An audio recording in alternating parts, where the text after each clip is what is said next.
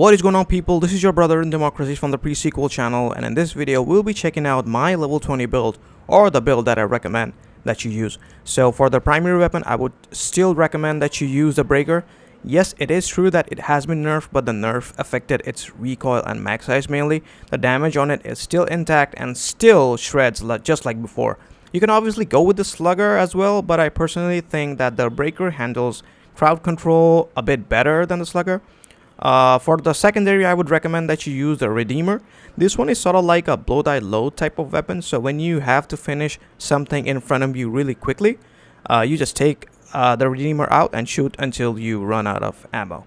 For your grenade, I would recommend that you use the G16 Impact. This one is like a portable grenade launcher in your hand and handles crowd control a bit better than the frag grenade. Yes, you will have some difficulties destroying the bug holes and the robot structures, but once you learn the lobbing pattern, the issue would disappear. Now, time for the stratagems. So, the biggest question, which support weapon to use? Surprisingly, I would still recommend that you use the railgun. The reason being, when you put it in line with other support weapons, the railgun could still be considered an S tier weapon.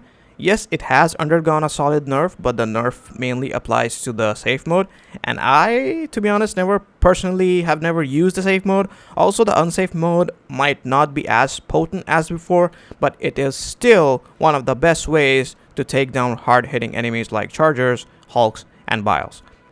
The second stratagem is quite an easy pick. The orbital rail cannon strike, in my opinion, is the best orbital stratagem at the moment. Now that the railgun has been nerfed and you cannot take down the bigger enemies that fast anymore, the rail cannon strike is the best choice for taking down a rushing charger or a Hulk quickly. If you have a team of 4 and all of you are using the rail cannon strike, then you won't have to worry about dying to the hard-hitting enemies that much. My third pick would be the orbital laser. Just like the rail cannon strike, the orbital laser also homes on enemies, and any stratagem that has homing effects in Helldivers easily goes to S tier in my opinion. You can also go with the 500 kg bomb, but its damage radius can be so deceptive sometimes. The last but not the least, I would recommend that you go with the shield generator pack. This one is useful against both the robots and the bugs.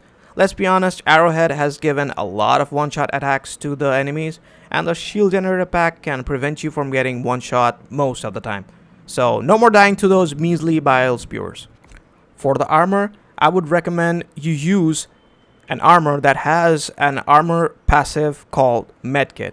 It says increases initial inventory and holding capacity of stims by +2, increases stim effect duration by 2 seconds. Now, in my opinion, in Helldivers 2, stims are more important than your health or armor. Stims regenerate your stamina, and in Helldivers 2, stamina tops all other stats. Fight me if you want. Finally, for the booster, you can either go with stamina or health or whatever that your team does not have equipped.